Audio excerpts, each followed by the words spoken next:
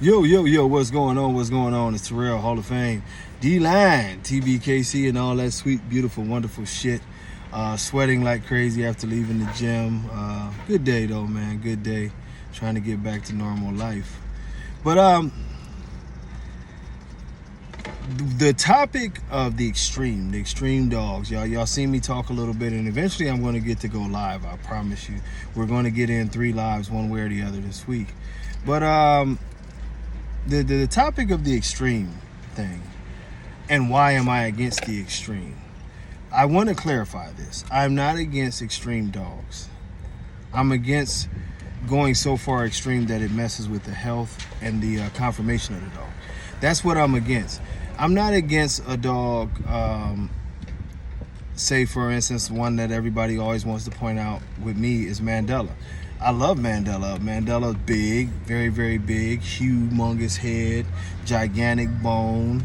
But the things about Mandela that I love is that Mandela has no problem at all. He can sunbathe in 100-degree weather. Never have had a problem worrying about him. I mean, literally, in his whole 10 years of life, never had a problem of worrying about him overheating or anything. He's never shown any signs of that, no matter how hot it was. And keep in mind, he's always lived in Florida or Texas, so he sees heat, and I don't have to hide him from it. Also, with him, he has the ability to move very well. He has a beautiful top line. Now, he is a little bit cowhawked in the back, but overall his conformation is very, very good. If I showed him, especially what's allowed now, he would have easily been a grand champion in today's in today's climate. But of course, with Mandela, he has another feature of extreme that I don't like, and that's looser skin. Now, those who see him will tell you his skin is not as loose as it looks in some pictures, and then other pictures you'll see his skin doesn't even look loose at all. So it is what it is, and that's the same stupid fly. But anyway, I'm getting him out of here one way or the other. He's trying to hang out. I think might smell the food in the car or something. But with all that being said, man, you know what I mean? It's always something that will affect how we feel about these dogs. And truly what affects me is always going to be the health of the dogs, is always going to be the conformation of the dogs. You can put a lot of muscle on your dogs, but at no point in time should your dog's front end be bigger than the rear end.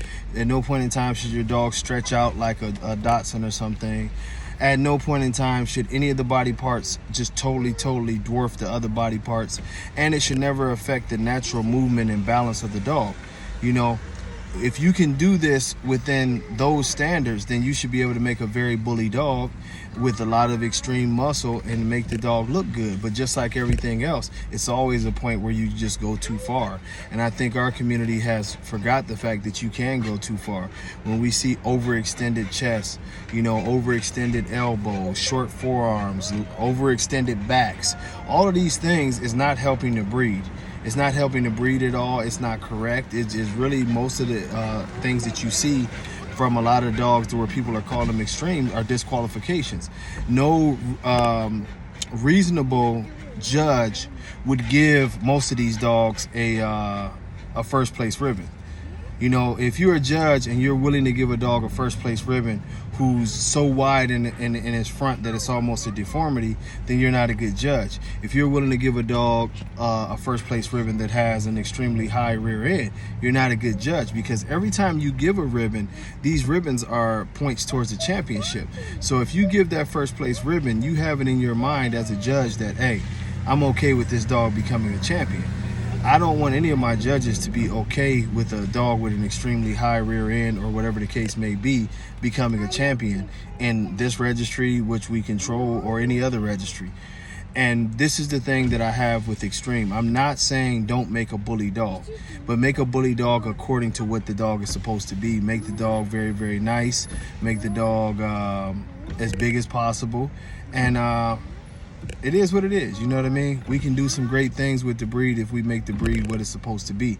But if we continue to push for things that are outside the lines of what the breed is supposed to be, we'll continue to see the destruction of the breed go in a direction that the dogs are, you know, falling apart, literally.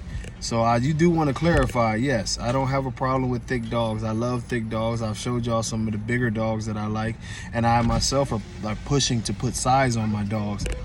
I just want to put size on in a good, healthy way and stay within the conformation of the breed. But until next time, y'all, God bless y'all. Much love. Peace.